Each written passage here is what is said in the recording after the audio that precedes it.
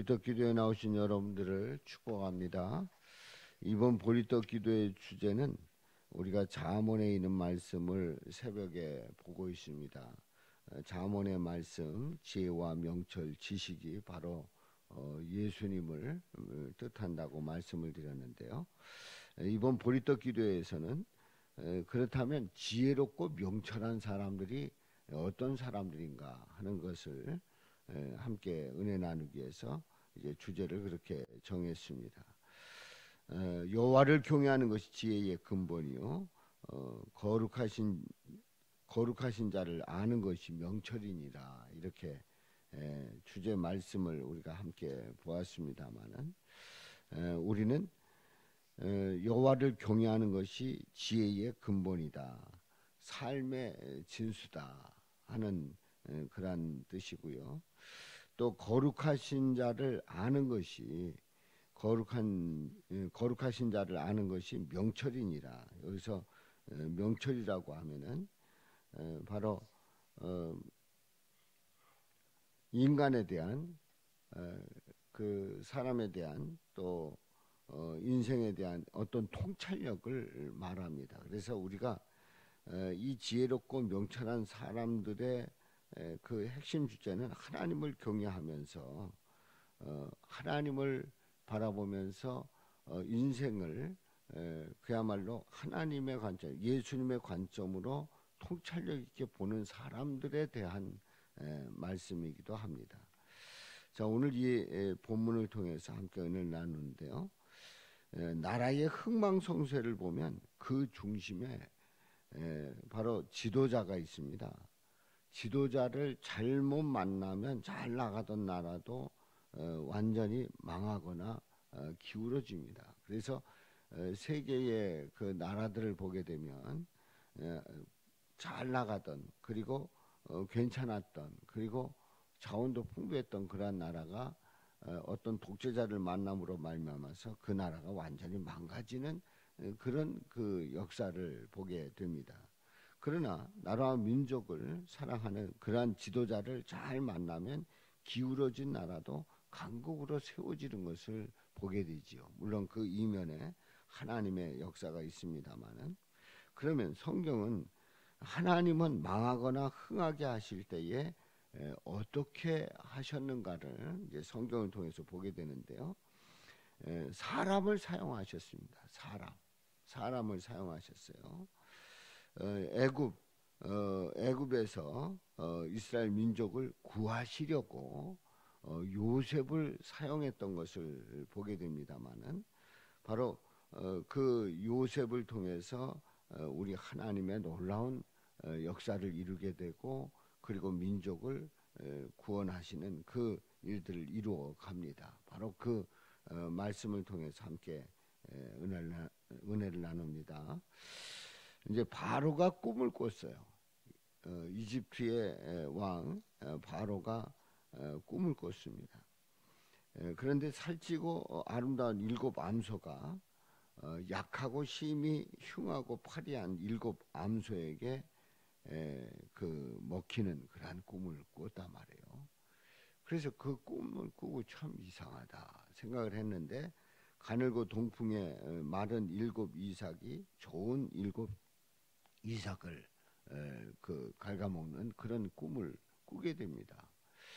이것도 이상하다 했는데, 이 꿈 때문에 이 바로는 도저히 견딜 수가 없습니다.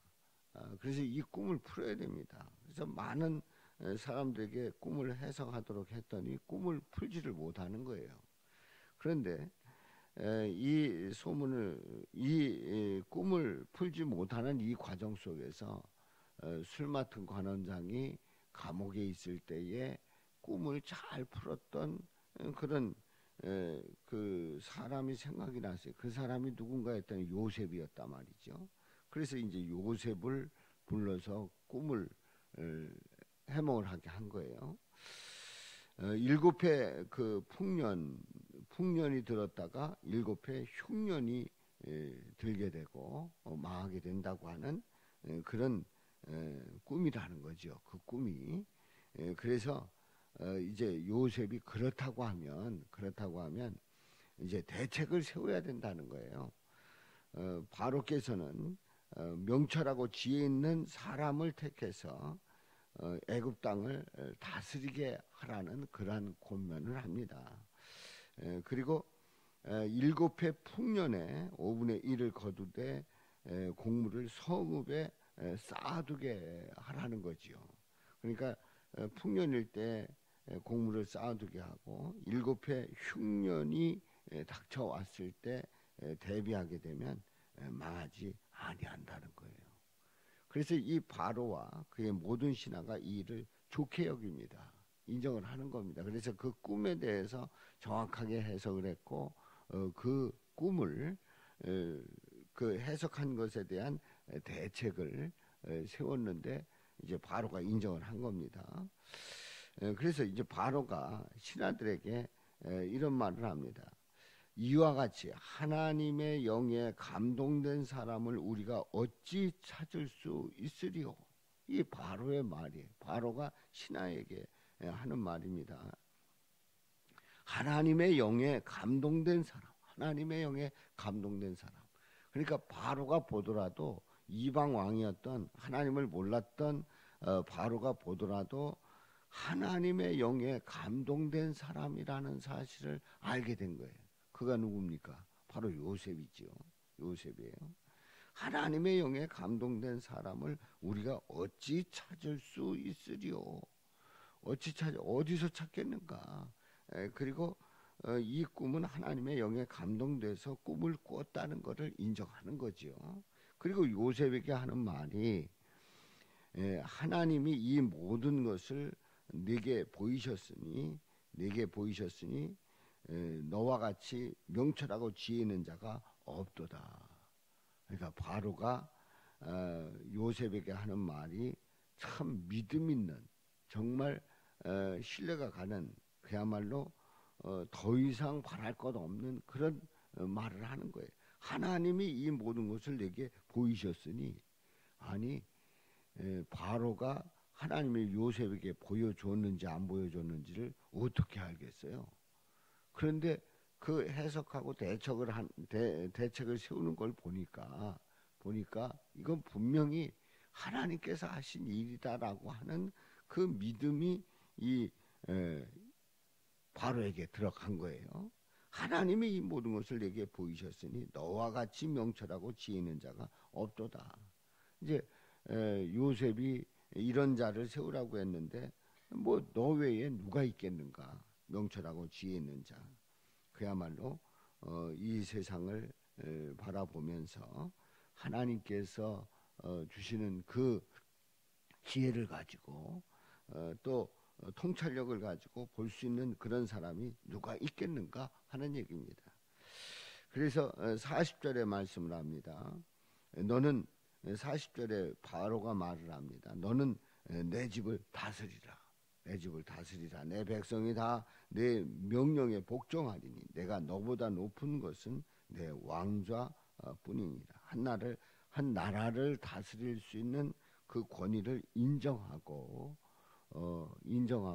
그리고 다스리도록 그렇게 명령을 합니다. 그러면서 이제 41절에 보면 아주 최종적인 결론을 내리죠. 내가 너를 애굽 온 땅의 총리가 되게 하노라. 총리가 되게 아주 총리로 임명을 하는 겁니다. 42절 43절에 보게 되면 이제 총리로 세워서 완전히 그 총리 임명식을 하는 거예요.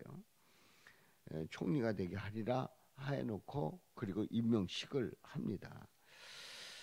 자, 바로의 꿈을 풀어주고 일어나는 일들을 대비한 이러한 일은 지혜와 명철이 있기 때문에 가능한 일이었습니다. 이 바로의 꿈을 푼다고 하는 거 우리는 이미 지나갔기 때문에 성경에 있기 때문에 그게 그럴 수 있겠다 그럽니다만 처음에 딱 들었는데 그게 그 내용이라는 것을 어떻게 말할 수 있겠습니까? 바로 그것은 지혜와 명철이 있었기 때문에 하나님께서 알려주셨기 때문에 바로 하나님께서 그를 통해서 일을 이루시기 때문에 가능했던 일이지요. 아무리 많이 배웠다고 할지라도 또 꿈에 대해서 해몽을 많이 해서 그래서 꿈을 통해서 나름대로 많이 맞췄다고 해서 그래서 그들에게는 이런 박사들이 있었습니다마는 이 꿈은 해석할 수가 없었어요. 이 꿈은 바로 하나님께서 함께 하시고 하나님께서 알려주셨기 때문에 풀 수 있었던 꿈이지요. 바로가 말한 대로 말이지요. 그렇습니다. 지혜와 명철이 있다고 하는 것은 바로 하나님께서 그에게 깨닫게 하시고 알려주시고 보게 하신 거예요. 그런데 하나님께서 깨닫게 하시고 알려주시고 보게 하시는 그 역사는 바로 이스라엘 민족을 구원하는 그러한 놀라운 일들을 진행하고 있는 일들이에요. 바로 이 요셉의 놀라운 이 총위로 세워지면서 실제로 이제 이 일들을 다 그 관리를 하게 되고 그래서 그 과정 속에서 이집트를 구합니다. 그런데 이집트 구하는 게 중요한 게 아니라 이스라엘 민족을 구하는 그 아버지의 가족들을 구원하는 그 놀라운 일을 하게 되지요. 그런데 우리는 요셉을 보면서 이 요셉이 이렇게 훌륭한 인물이다라고 하는 거기까지 본다고 하면 성경을 표면적으로밖에 보지 못한 겁니다. 바로 요셉을 통해서 예수님을 보아야 되고 바로 이 요셉이 이스라엘을 구원하는 이 역사를 보면서 또 이집트를 비롯해서 그 중근동을 구원하는 그 역사를 통해서 바로 예수님이 인류를 구원하신다고 하는 그 말씀을 오늘 이 본문을 통해서 우리에게 말씀하고 있단 말이지요. 그렇습니다. 지혜롭고 명철한 사람들은 어떤 사람들입니까? 예수님의 마음을 가지고 하나님의 뜻을 이루어가는 그런 사람들이 지혜롭고 명철한 사람들입니다. 저와 여러분들이 삶 속에서 삶의 지혜 가운데 또 주님께서 주시는 그 통찰력을 가지고 지혜와 명철을 가지고 우리는 하나님의 뜻을 이루는 그 예수님의 그 마음을 전달하고 그 일들을 이루는 저와 여러분들이 되시기를 주님의 이름으로 축원합니다.